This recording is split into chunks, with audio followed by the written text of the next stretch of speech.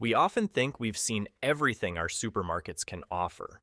But what if we told you the best vegetables are the ones you've never heard of?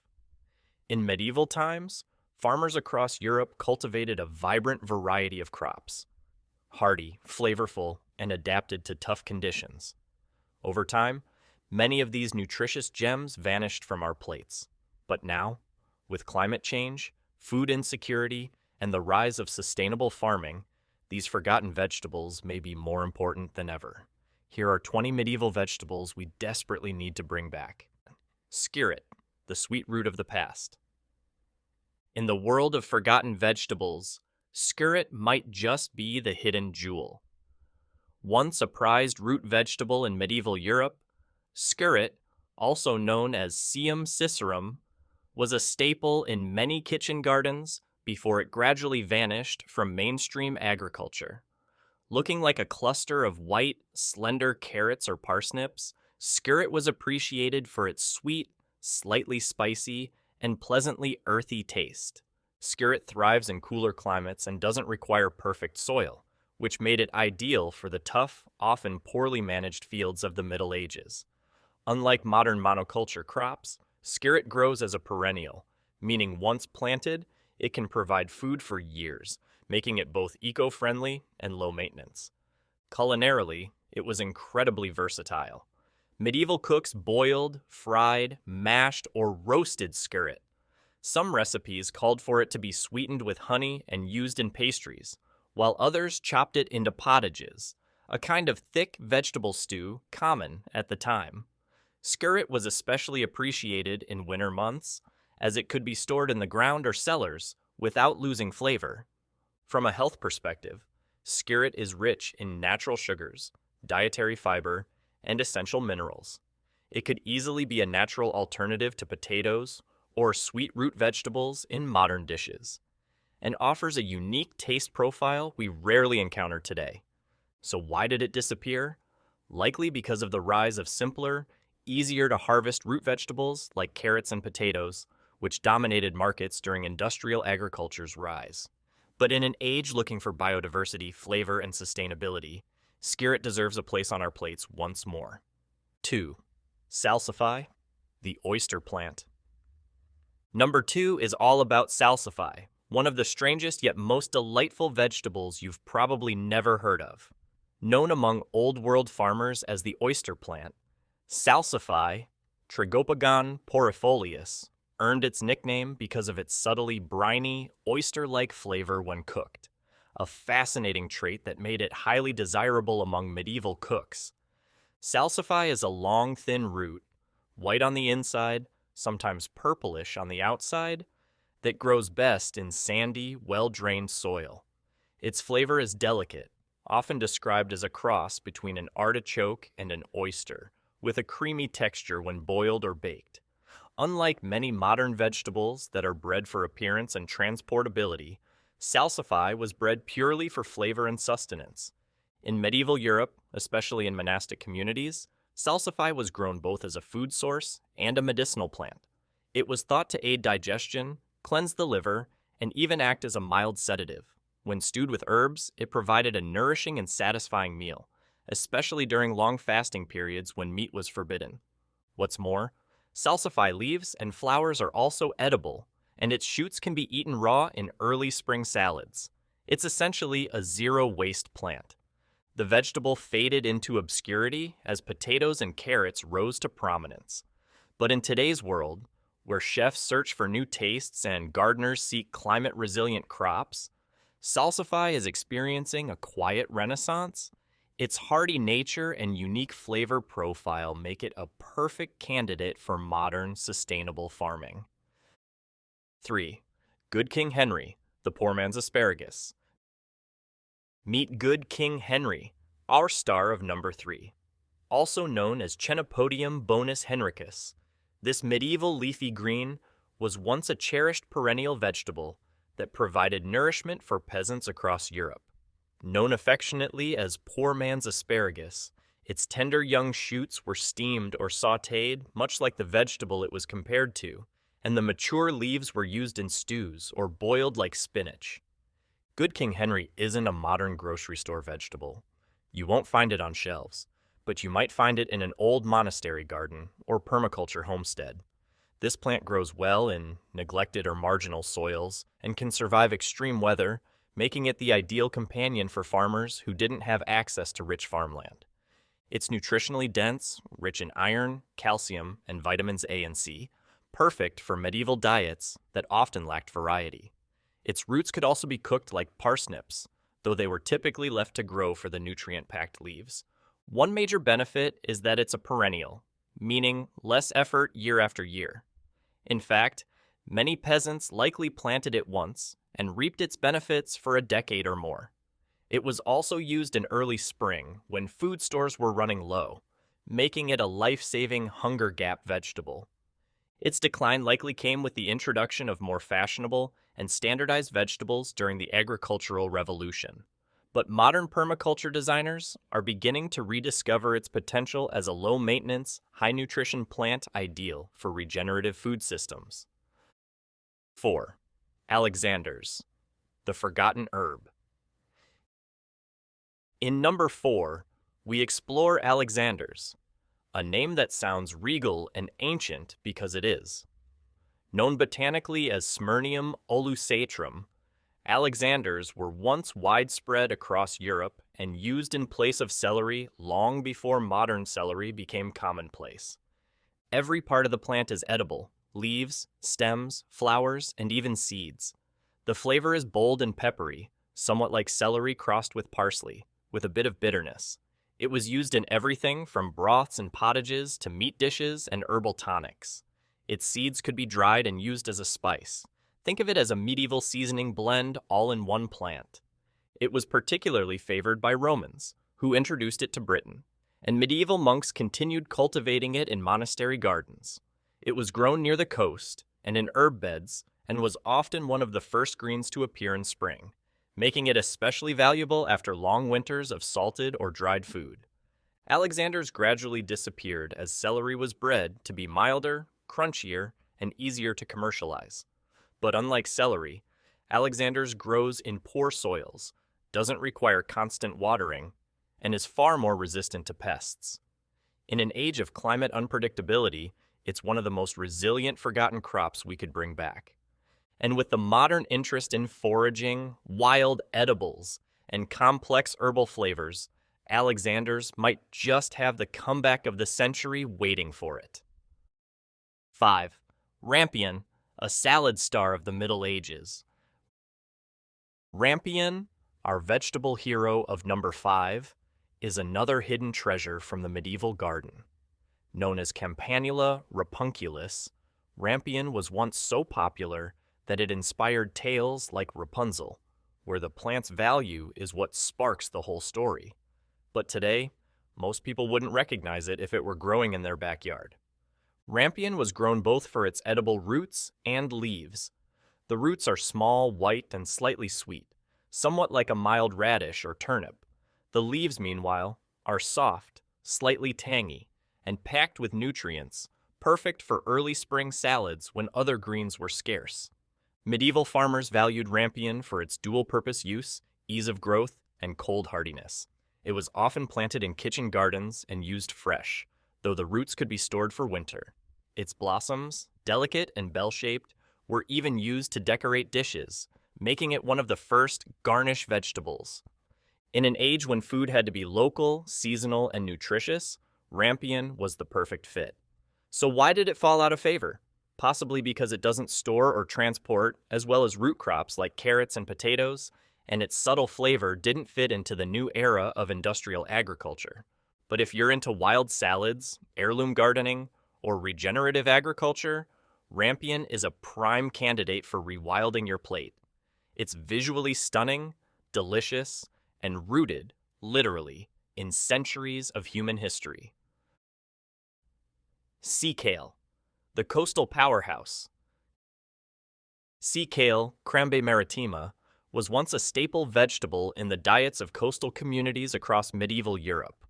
Thriving along rocky shorelines and salt-sprayed fields, this hardy perennial plant was cherished not just for its resilience, but for its incredible versatility in the kitchen. In fact, sea kale was so prized that the Victorians later cultivated it extensively and even served it at royal tables. Yet today, it's almost vanished from mainstream agriculture. In the Middle Ages, sea kale was a forager's dream. It grew wild along the coasts and required no tending. Medieval peasants would gather the young, pale shoots in spring and prepare them much like asparagus, steamed or sautéed with a bit of fat or broth. As the plant matured, its thick, cabbage-like leaves could be boiled or used in pottage. Even the roots were edible, often roasted like parsnips. Its taste? Mild, slightly nutty, and buttery, especially when blanched, which medieval gardeners did by piling sand or leaves over the plant to make the shoots tender and pale. Nutritionally, sea kale is a powerhouse, high in fiber, vitamin C, calcium, and antioxidants. Its ability to grow in salty, poor soils made it a crucial source of greens when inland crops failed. It was also used medicinally. Herbalists believed it helped digestion and strengthened the blood, key concerns in medieval diets, which were often low in fresh produce during the cold months. Sea kale's decline came with the industrialization of farming and the importation of exotic vegetables. It didn't fit neatly into standardized crop systems, and its foraging-friendly nature didn't appeal to profit-driven agriculture. But with growing interest in climate-resilient crops, sea kale is making a quiet comeback, offering a delicious, sustainable option for gardeners and chefs alike. 7. Lovage, more than just a spice. Lovage, Levisticum officinale, is a medieval culinary and medicinal giant that's been almost completely forgotten. In number 7, we rediscover this tall, celery-scented herb that was once as common in gardens as parsley or sage. In medieval times, it wasn't just a seasoning, it was a vegetable, a tonic, and even a symbol of health and vitality. The entire plant is edible. Its stalks were used like celery, its leaves like parsley, its roots boiled like parsnips, and its seeds added to breads and pickles, with a bold, aromatic flavor somewhere between celery, anise, and fennel. Lovage added depth to broths, stews, and meat dishes. It was considered especially important during Lent and fast days, when meat was off limits and herbs were used to give food rich flavor. Beyond the kitchen, lovage was revered by medieval herbalists. It was believed to purify the blood, aid digestion, soothe the stomach, and even relieve pain. Monasteries cultivated it alongside other medicinal plants, often brewing it into teas or tinctures. It became a part of daily life, not just as food, but as preventive health care. This plant also boasts incredible resilience. It grows easily in cold climates, needs little maintenance, and comes back year after year as a hardy perennial. Despite this, it slowly faded from gardens as celery, parsley, and other more delicate-tasting herbs gained favor in modern cuisines. Yet today, lovage may be exactly what we need: a bold, robust herb-vegetable hybrid that supports biodiversity and health. For those tired of bland supermarket greens, lovage offers a medieval blast of flavor and healing in every bite. 8. Turnip greens, a 2-in-1 vegetable. We all know the humble turnip, but in number 8, we shine a light on the part of the plant medieval farmers truly cherished: the turnip greens. These leafy tops, often discarded in modern kitchens, were a nutritional staple in medieval diets, and in many cases, considered more valuable than the root itself.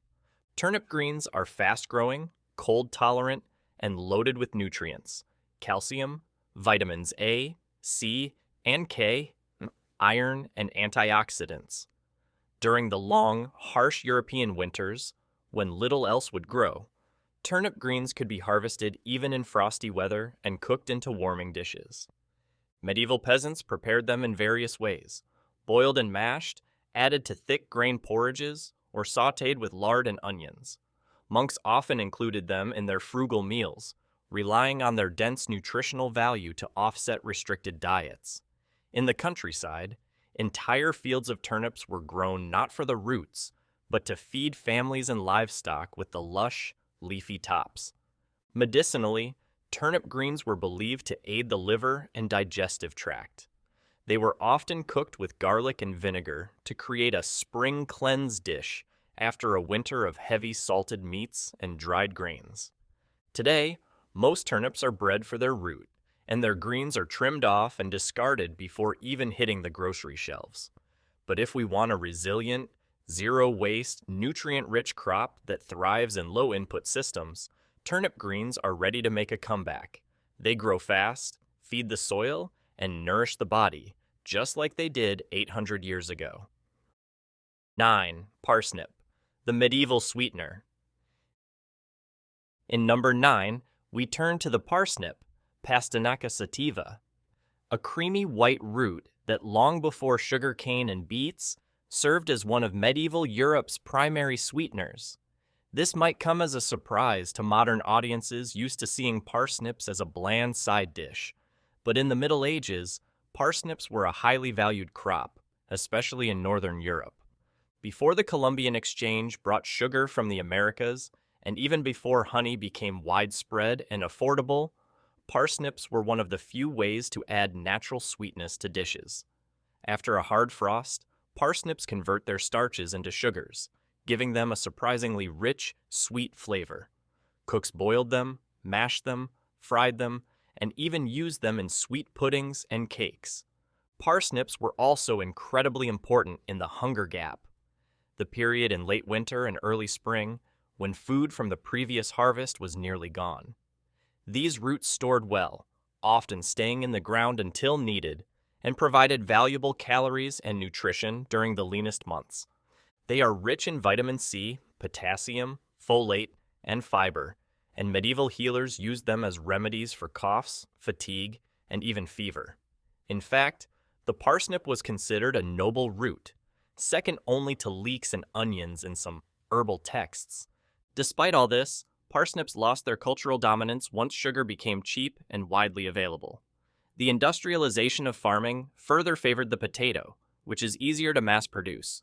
But in a world rediscovering the importance of low-sugar natural foods, the parsnip deserves to be re-celebrated, not just as a side dish, but as the sweet star of sustainable eating. 10. Celeriac, the ugly, delicious root.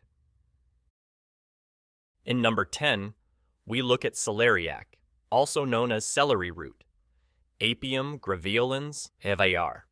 Rapaceum, a vegetable often overlooked today because of its gnarled, alien-like appearance.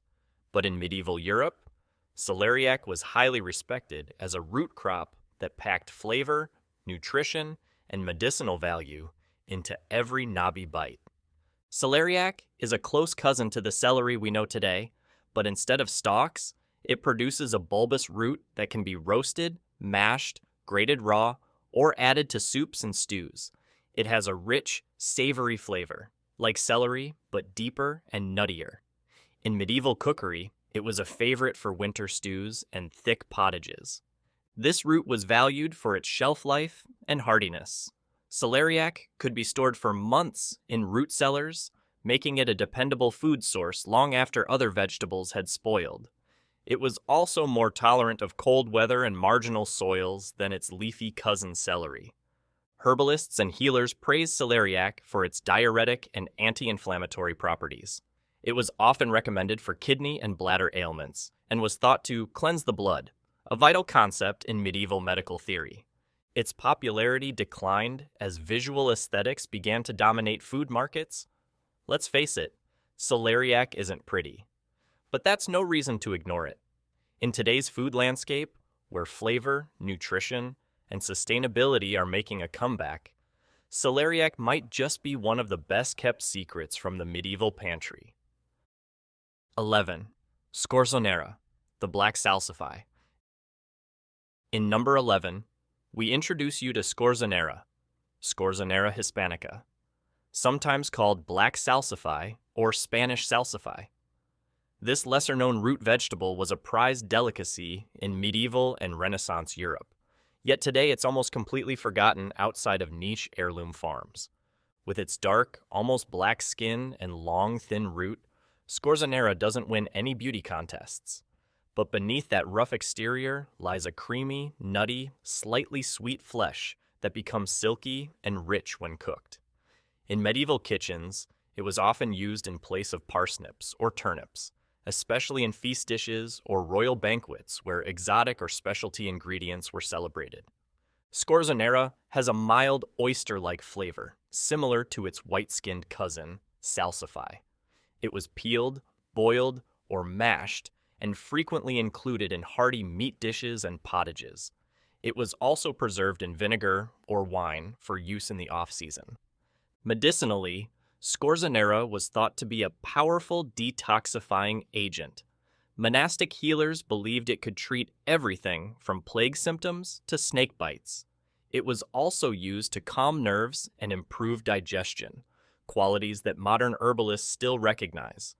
Scorzonera is highly resistant to frost, pests, and drought, making it a low-input crop ideal for climate-smart agriculture. Unfortunately, its long growing season and unglamorous appearance made it less attractive to industrial agriculture. But for those seeking a gourmet, nutrient-rich, and historically rich vegetable, Scorzonera is the dark horse of root crops, literally. 12. Horseradish greens, the spicy leaf forgotten. We all know horseradish, Armoracia rusticana, for its spicy root. But in number 12, we explore a forgotten secret of medieval cuisine, horseradish leaves. That's right. Before refrigeration and spice imports, people relied on leafy greens with bite, and horseradish was a favorite.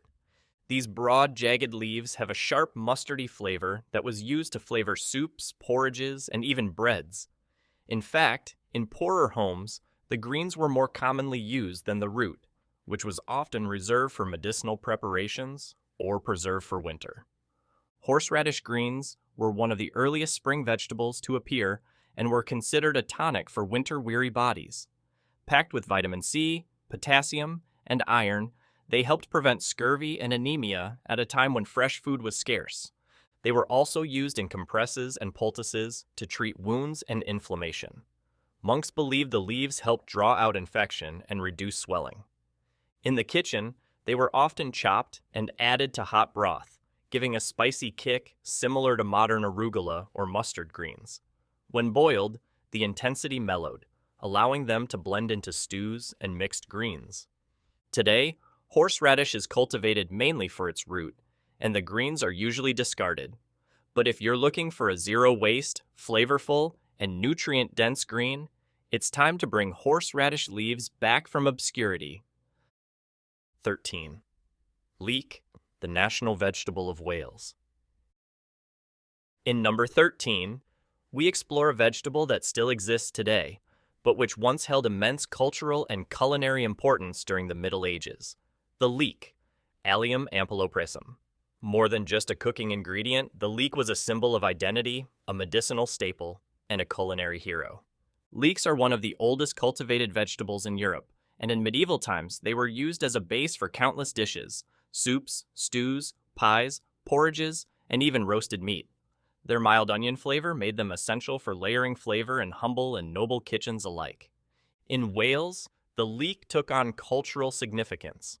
According to legend, Saint David advised Welsh soldiers to wear leeks in their helmets to distinguish themselves from the Saxons in battle. To this day, the leek is worn proudly on St. David's Day and considered the national emblem of Wales. Nutritionally, leeks are high in antioxidants, vitamin K, and fiber. In medieval medical texts, they were recommended to clear phlegm, improve digestion, and ward off infection. Leeks were favored in winter because they remained edible even after frost, and they stored well when buried in sand or cool cellars. In gardens, they required little care and could be left in the ground all season long, making them a reliable staple for peasant families and monks alike. Though leeks are still known today, they've been overshadowed by more commercialized vegetables, but with their rich history, health benefits, and climate tolerance, leeks deserve renewed attention as a vegetable of the past and future. 14. Purslane, the omega-3 powerhouse. Purslane, Portulaca oleracea, might be labeled a weed today, but in medieval Europe, it was a prized culinary and medicinal plant. In number 14, we look at how this humble ground-covering green was once valued for its crisp texture, refreshing flavor, and astounding nutritional content. Purslane grows almost everywhere, on roadsides, in cracks, between stones. But medieval farmers didn't just tolerate it, they cultivated it. The succulent leaves were tossed into salads, added to soups, and even pickled for winter use. Its slightly sour, lemony flavor added brightness to heavy dishes. More importantly, purslane is one of the richest plant sources of omega-3 fatty acids, making it a critical health food long before such things were marketed. It also contains vitamins A, C, E, magnesium, and iron. In herbal medicine, it was used to reduce inflammation, treat ulcers, and soothe fevers. Medieval texts often refer to purslane as a cooling herb and a treatment for overheating of the blood. It was also fed to livestock to improve their health and was planted near doorways to attract good fortune. Its decline came not because it lost value, but because we lost familiarity. Today, it's dismissed as a weed, plucked and discarded. But in a world now obsessed with superfoods and nutrient density, purslane stands tall, despite growing low to the ground. It's time to stop pulling it up and start putting it on the plate.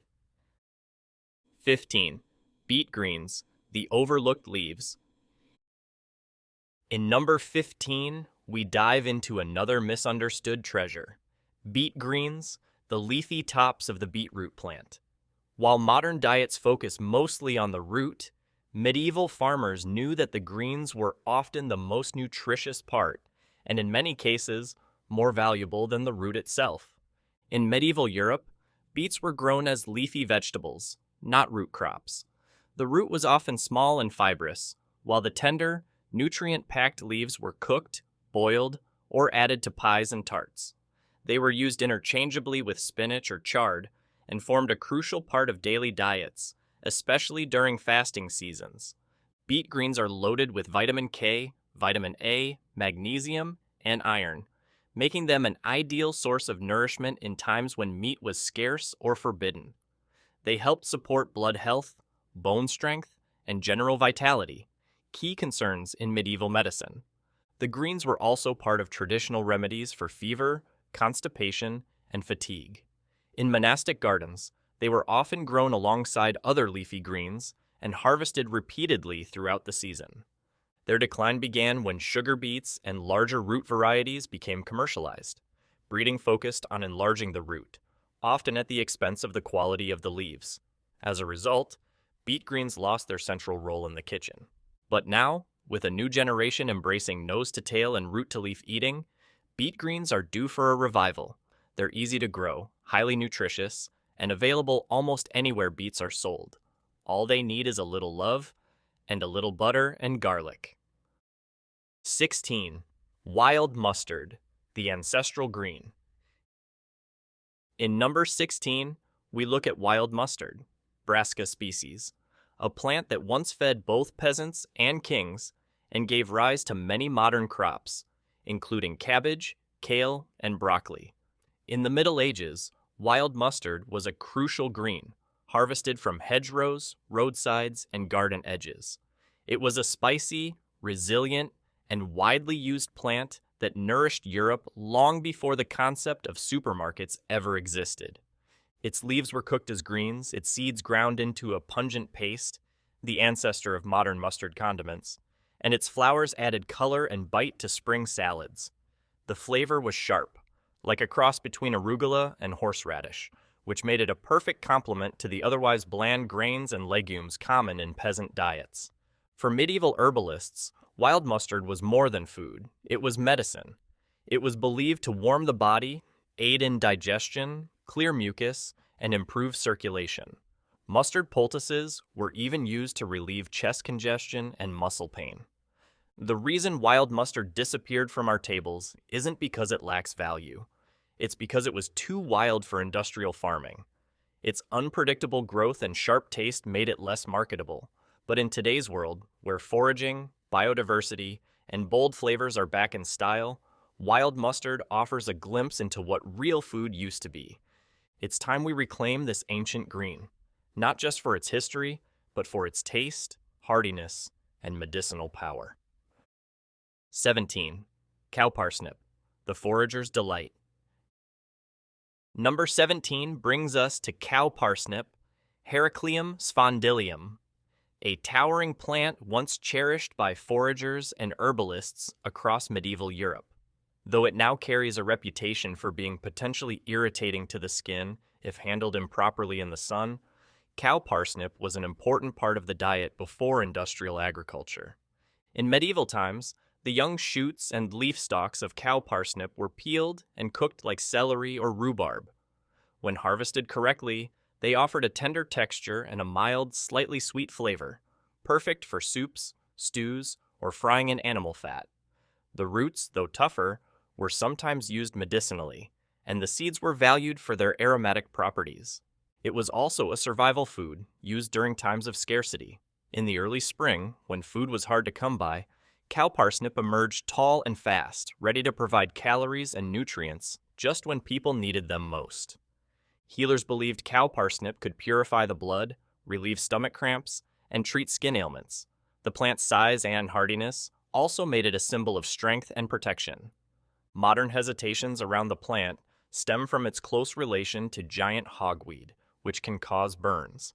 But cow parsnip, when correctly identified and prepared, is both safe and delicious. With the right care and knowledge, it could once again be a valued plant in our wild and cultivated landscapes alike. 18. Welsh onion, a perennial alternative. In number 18, we explore the Welsh onion, Allium fistulosum, a misnamed but mighty member of the allium family. Despite its name, it didn't originate in Wales, but it was cultivated extensively there in medieval times and beyond. Unlike the bulb-forming common onion, Welsh onions grow as perennials, producing tender, hollow stalks similar to scallions or green onions. This meant that medieval farmers could harvest them year after year without replanting, a huge advantage when seed saving and planting space were limited. The greens were used generously in soups, pies, meat dishes, and pottages. Their mild, oniony flavor made them a universal flavor base. In times of hardship, when meat was scarce, Welsh onions gave food that rich, savory umami flavor that was desperately needed. Monasteries and peasant gardens often had patches of Welsh onion that provided fresh greens, even in cooler months. The plant's hardiness, frost tolerance, and resistance to disease made it an essential part of the medieval kitchen garden. Today, Welsh onions are rarely grown outside of Asian cuisine, where they're more widely appreciated. But they deserve a renaissance in Western gardens as well. They are easy to grow, regrow without effort, and give a constant supply of green goodness for soups, omelets, stir-fries, and more. This humble onion may not be flashy, but it's a reliable, flavorful, and low-maintenance superstar waiting for rediscovery. 19. Mugwort, the bitter herb. Mugwort, Artemisia vulgaris, takes center stage in number 19, and while it's technically an herb, medieval people treated it like a vegetable, seasoning, and medicine all in one. Known as the mother of herbs, mugwort was deeply embedded in folk tradition, spiritual practice, and everyday cooking. Mugwort's bitter leaves were often added to fatty or rich meals to aid digestion. It was a traditional flavoring for meats, particularly goose, and was used in place of hops in early beer brewing. Some pottages and soups incorporated mugwort to give a warming, slightly smoky flavor that balanced sweeter root vegetables. In terms of health, mugwort was practically a panacea in medieval herbal medicine. It was thought to stimulate appetite, regulate menstruation, relieve anxiety, and even protect against evil spirits. It was often burned or placed in shoes to protect travelers from fatigue and malevolent forces. Though mugwort largely vanished from culinary use after the introduction of global spices and bitter tonics, its resurgence is happening quietly. Herbalists and chefs are reintroducing it as a flavorful and powerful forgotten green. With its complex flavor, resilient growth, and deep historical roots, mugwort isn't just a plant. It's a reminder of the rich connection between food, health, and spirit in medieval life. 20. Chickweed, the healing green. We conclude with number 20, featuring chickweed, Celeriac media, a soft, sprawling plant that medieval Europeans once relied on for food, healing, and even spiritual renewal. Chickweed was a winter and early spring green, often growing when nothing else would. It provided vital nutrients like vitamin C, magnesium, and iron, and its tender leaves were perfect in salads, soups, or quick sautés. The taste is mild, slightly sweet, and grassy, perfect for balancing heavier winter foods. Peasants and monks alike gathered chickweed from gardens, fields, and forest edges. It required no cultivation, only knowledge. It could be picked and eaten raw or added to hot broth with a pinch of salt and herbs for a refreshing, fortifying meal. But chickweed wasn't just for eating. It was a renowned healing herb. Applied as a poultice, it helped soothe skin, irritations, burns, and eye infections. It was used to treat coughs, stomach problems, and even to calm fevers. Some even believed it could help open the heart and lift melancholy, a vital remedy in an age full of hardship. Despite its extraordinary value, chickweed is now dismissed as a weed. But the plant that once kept medieval villages nourished and healed can still grow in your garden, your window box, or your nearest field. It asks for almost nothing, but gives so much in return. We often assume that progress means leaving the past behind. But when it comes to food, real food, the Middle Ages might have known something we've forgotten. These 20 vegetables weren't just nourishment for the body, they were medicine, culture, and survival. They thrived without chemical fertilizers, pesticides, or massive irrigation systems. They adapted to harsh conditions, fed entire villages, and gave flavor and life to meals in times of abundance and in famine. Today, as we face the challenges of climate change, food insecurity, and a loss of biodiversity, these forgotten crops offer us a blueprint for resilience, sustainability, and reconnection. They remind us that there's more to food than what's on grocery store shelves. There are flavors waiting to be rediscovered, histories waiting to be honored, and gardens waiting to be reborn. So maybe it's time we go back, not to live in the past, but to bring the best of it forward. Bring back the Skirret. Replant the Rampion. Let sea kale grow wild again. Because the future of food might just lie in what we left behind.